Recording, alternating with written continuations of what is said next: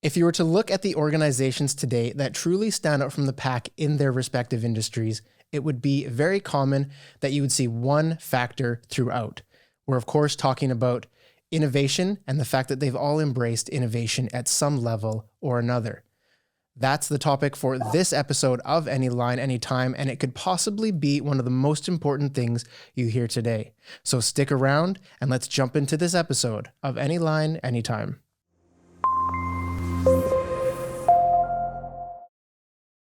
Hello, everyone, and welcome to a brand new episode of Anyline, Anytime. I'm your host, Mark Babin, and as always, it's great to have so many of you watching this great episode, so thank you for being here. Now, before we jump into today's content, if you are watching on YouTube, please go ahead and hit that thumbs up. Make sure you're enjoying the content and letting us know. Of course, you also want to subscribe and ring that little bell to make sure that you're getting all of our latest content as soon as we publish it.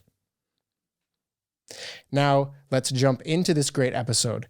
As I mentioned before, today we are discussing the fantastically fascinating topic of innovation, a word and concept that we all know very well, but what does it actually mean for operators and businesses? And more importantly, how can they approach innovation so that it best suits their growth models and their projections? Now, joining me for this episode is a very special guest, and to whom some refer to as the father of innovation. He is, of course, the CEO at Hive, a company dedicated to encouraging and facilitating innovation for businesses. And if that's not enough to fill a 7-day week, he is also the professor for innovation and entrepreneurship at the University of Innsbruck, deep in the Austrian Alps. Professor Johann Füller, welcome to the Anyline podcast. Thank you so much for being here, for carving out this little bit of time to have this great conversation today. Great pleasure, Mark. Thanks for having me. And it's very cool talking with you about innovation. That's the thing I'm dealing with since more than 20 years on an academic side and also on a business perspective.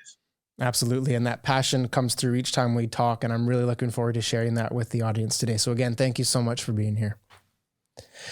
So I would love to begin our conversation today by talking about the different approaches companies and businesses can take when it comes to embracing innovation. I know this is a topic that you know very well, and in our previous conversations, you had mentioned that the approach for new and young companies can actually be quite different than that for an older and more mature company. So to kick us off, why should the approaches be so different for these different types of organizations? Yeah, it's true, because those companies are very different in nature. The small ones, the starting ones, they are much more agile.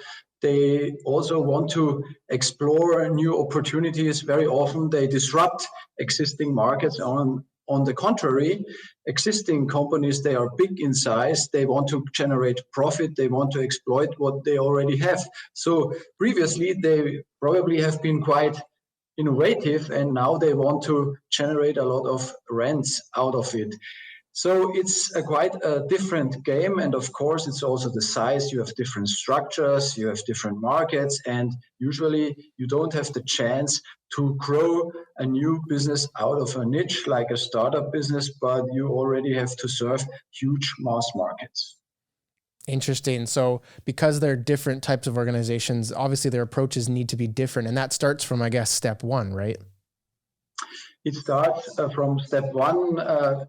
Nevertheless, generating ideas, probably it's the most similar ones. It's how good you are in observing trends, how good you are in creating, let's say, and serving the needs of your customers. So I guess the starting point would be similar. Nevertheless, the complexity of huge organization, the decision processes, and also the people you have to engage, it's a much different game compared to startups usually who are in control and who decide in small. Yeah, really, really nice and great answer there.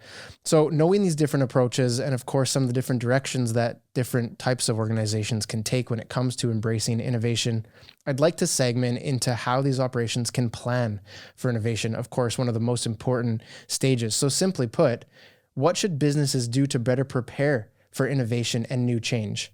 Yes, and it starts from the top, of course. First of all, it has to become a very important goal. And it's not just one of the things. You really should care about the future and you should prepare for it. So innovation has to become a topic for the CEO, for the top management, and it also has to be discussed. And after, let's say, this kind of purpose to become an innovative organization, of course, you also can set up ambitious goals about it. Once the mindset is there and once you are really willing, of course, you also have to prepare for it. You have to, let's say, set up certain processes and structures and some responsibilities. And a lot about innovation actually is about culture. It's that you really embrace the creative mindset and you are asking for new ideas. As I mentioned before, ideas is very often the easiest part. It's the kind of inspirational thing, but then, of course, you also have to become very skilled and experienced in executing. And that's the hardest part, to transfer and to shift gears from, oh, we have cool ideas, actually, and we will realize this one and we will invest and put a lot of effort in it to scale it and to grow it and to become successful with it. Yeah, and I guess that bridges really nicely into a question I had about that, and that's about to do with managing expectations. Because I think when people hear about innovation and look at the potential, it must be difficult to manage the expectations across the company, from operators to management, even to frontline employees.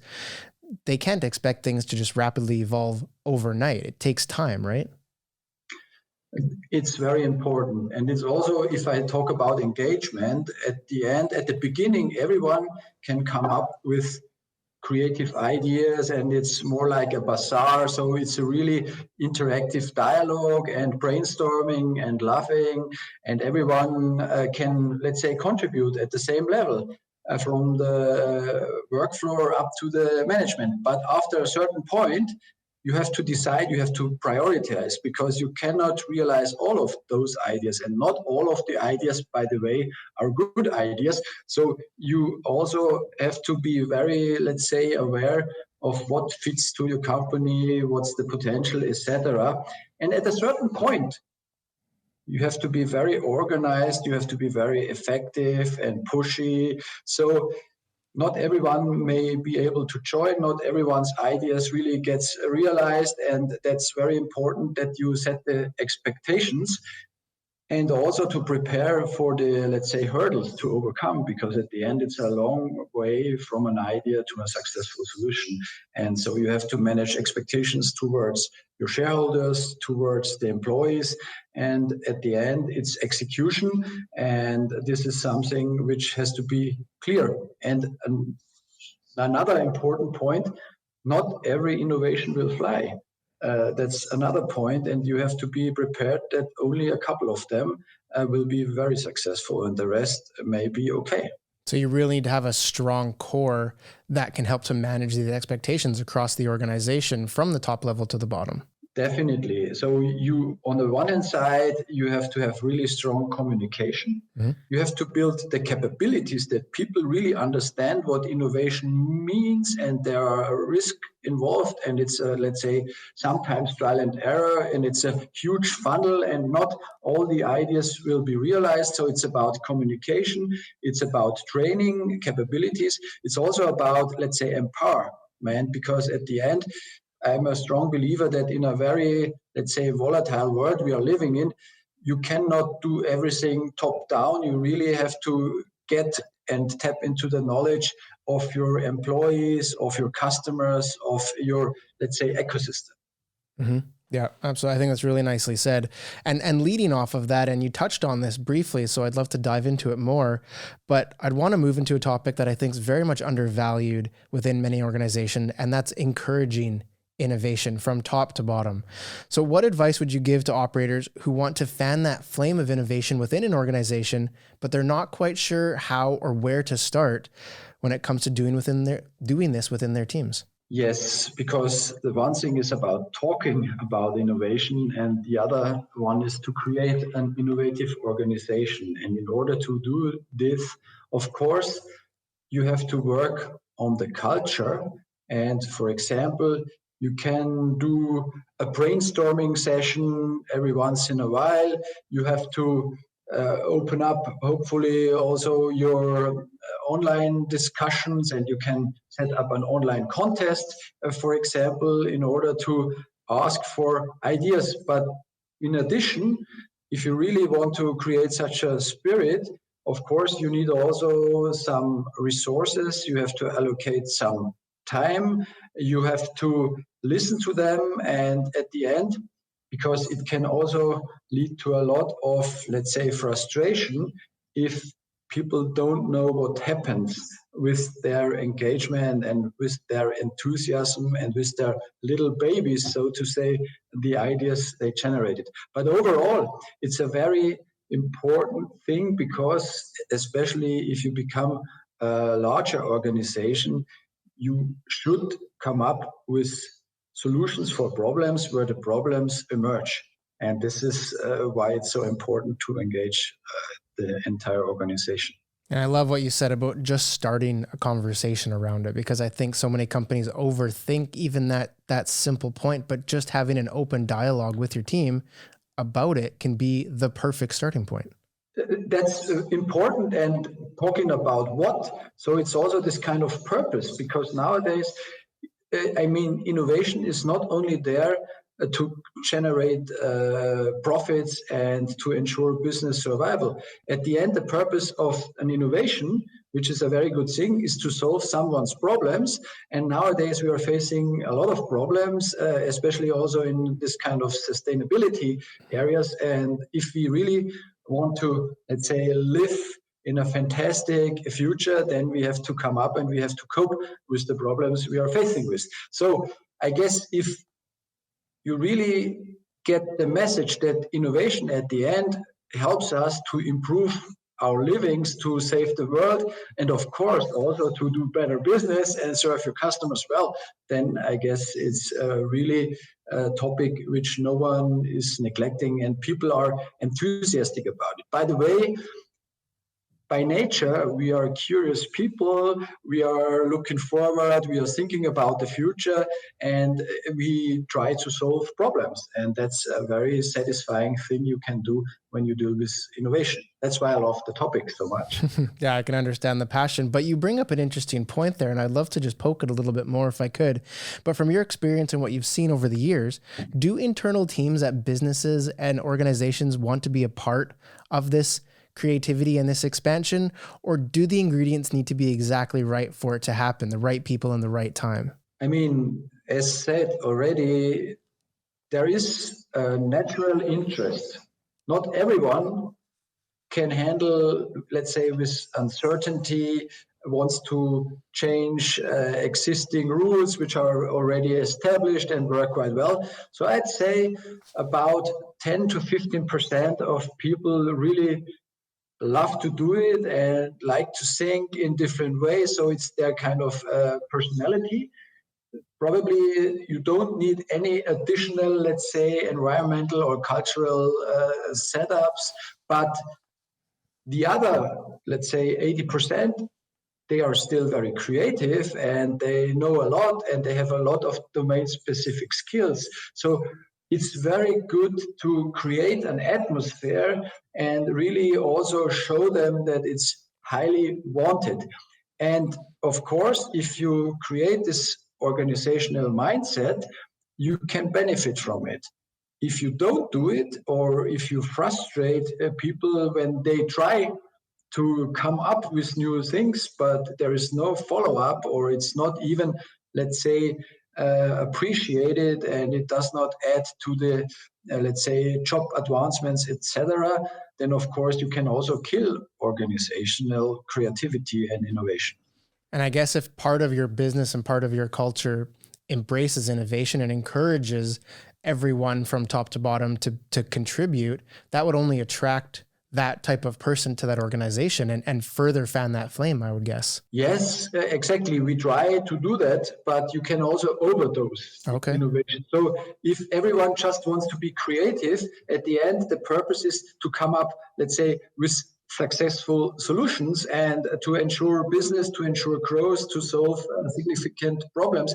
Because very often nowadays it seems so popular, oh, we are all innovators. And so there are a lot of ideas generated, but at the end, out of those really huge potential of, let's say, new businesses, you have to be also capable in executing, in delivering and exploiting this kind of opportunity.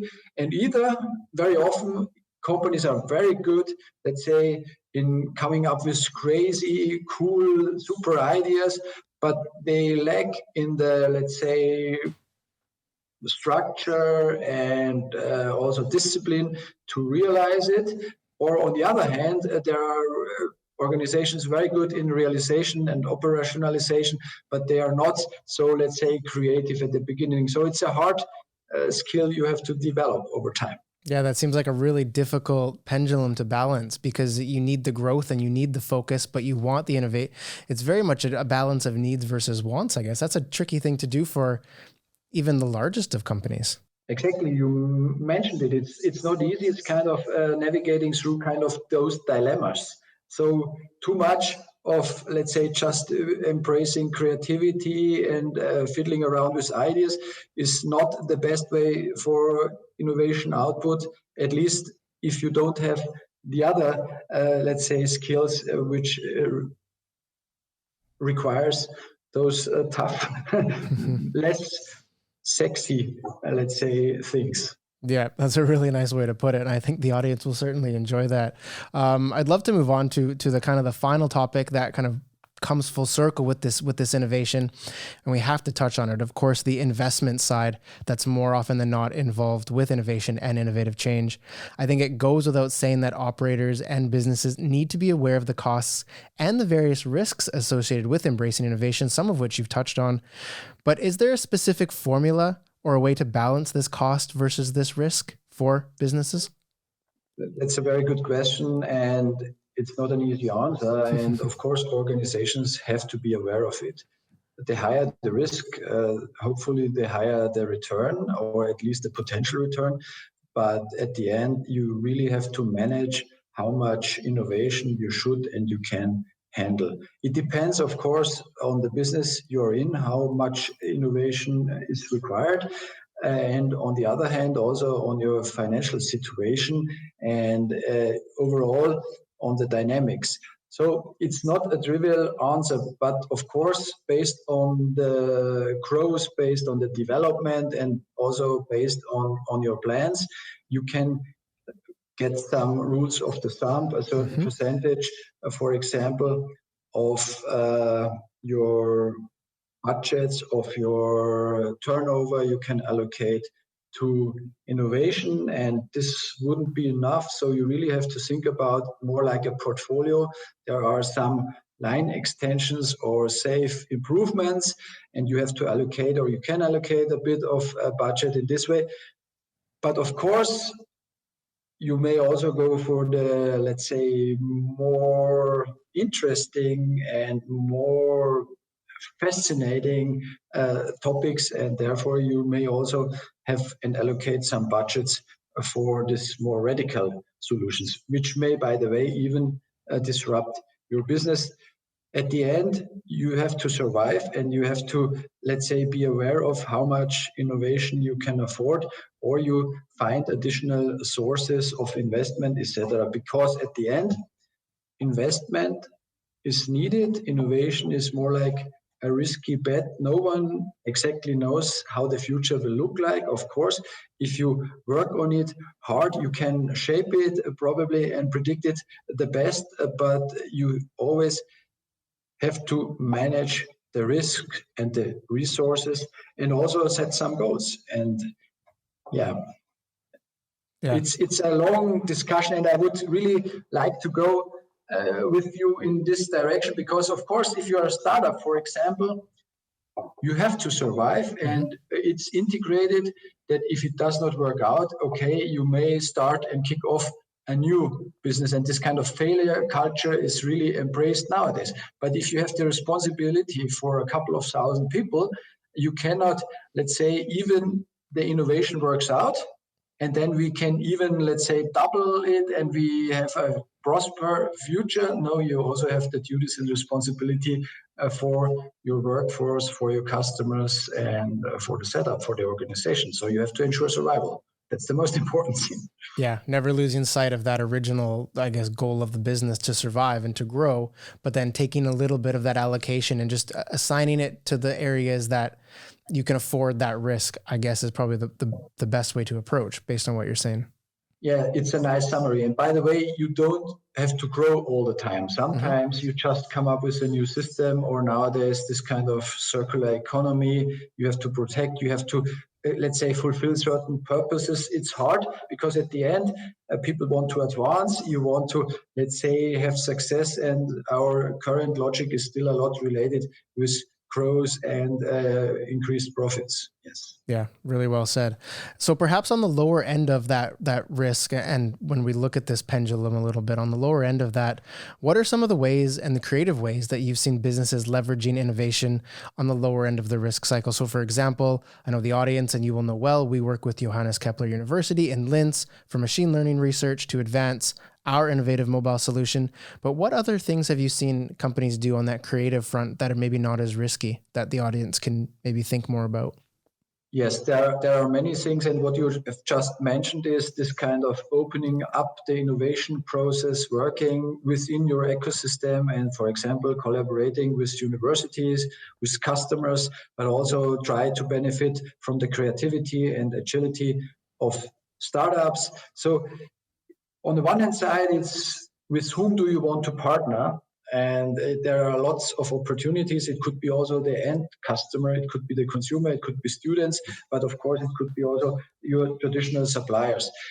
Besides of thinking about with whom you want to innovate, of course there are also some, let's say, tools, processes, and structures. For example, you can apply a lean startup approach, so at least thinking and acting like a startup, even you are not, or you can concentrate on the customer centricity, where you really try to focus, okay, first I want to discover what are the problems and needs of our customers. You can, of course, do kind of some trend analytics and trend scouting on a technological side, but also on a social side. You can apply certain, let's say, methods like design thinking, which tries to elaborate innovation according to the human, the customer, the persona, but also on the technical feasibility, and also at the end, if you can generate some value, and also on the profitability. And there are many, many things. I wouldn't say you have to do this or that. I mean, what's important that you come up with an innovation setup which fits to your organization, to the size, to the level, to the ambition, to the expectations. And that's something which is really fascinating. And nowadays, of course, you have some new tools like data-driven innovation, AI-driven innovation. And that's why I'm really happy also talking to you today, Mark, because if you are in the AI business like Anyline, of course, it offers fantastic possibilities to understand the markets much better, to understand the customers much better, and also be able to handling all the data. Because at the end, it's also a kind of benefit effort ratio. And of course, it would be cool if you know a lot about the market. Of course, it would be cool that you get an overview of all the technologies available. And of course, it would be also cool if you can predict about the potential growth and, let's say, the viability of such models. Nevertheless, in order to get all this information and knowledge, it requires a lot of effort, and it was not worth, let's say, the benefit. But nowadays, and I'm also a big fan of using new technologies in order to become a better innovator, like AI, for example, you can handle those informations. And by the way, it's fascinating. I would be interested, by the way, if I'm allowed to ask you how you use all this kind of data you're sitting on. I mean, it's an endless education, I think, is probably the best way to frame it.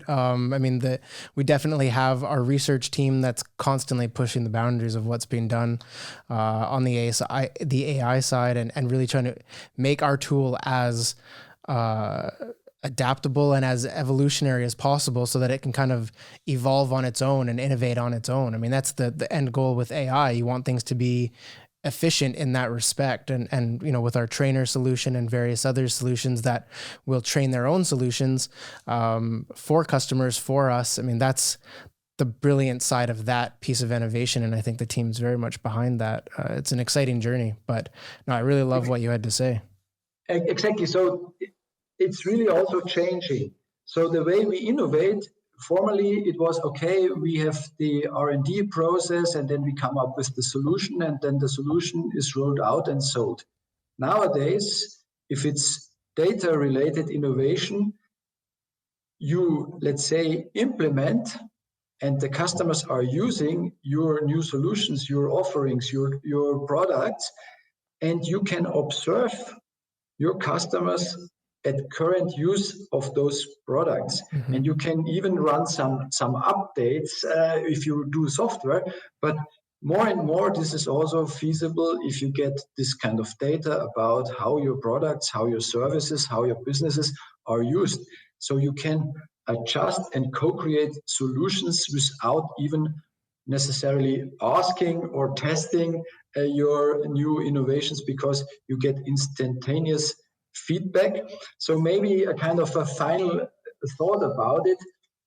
Very often people think that innovation is just having some creative minds and it's serendipity and it's like, oh, Heureka, now I have the cool thing. But organizations should be aware of that, similar to other processes within their value chain, innovation can and also needs a bit of systematization, needs a kind of a logic, needs an implementation in the strategy, needs the consideration in the daily routines, needs the, let's say, to become a part in your performance appraisals, and also at the end is a very, let's say, normal business duty and activity as many other things. It's not only Heureka, it's not only about creativity, and it's very fascinating that nowadays you have so many possibilities. For example, the processes and the innovation approaches taught, let's say, 10 years ago, they are kind of outdated. Mm-hmm. So you really also, if you think you are very good in innovation and you just did a very nice setup a couple of years ago, it may be worth and interesting to rethink what you can improve about the way how you innovate. Yeah, I think that's a brilliant way to sort of finish this conversation off, and you've answered it so elegantly. So fantastic. And again, a great way to bring this conversation to a close. I know the audience that's listening have been motivated to some degree to encourage innovation within their organizations, to start thinking about it, to start having those conversations like we spoke about. I think we've certainly accomplished that today. So it's been brilliant having you. Thank you so much for being with us. And we certainly look forward to seeing what the audience has to share. So again, thanks for joining us on this episode. Thank you for having me. And I'd be interested in any comments or feedback, and in, let's say, going into further discussions, of course. Absolutely. And we'll make sure those conversations happen. So again, thanks for being with us. And we'll kick those conversations off as soon as we can. Pleasure. All right. And for the audience listening, thank you so much for joining us on this episode. It's been a fantastic talk. If you do have any questions about the episode, you can reach us at the contact details just below on the description of this video. And until our very next episode, stay happy, stay healthy, and I'll see you very soon.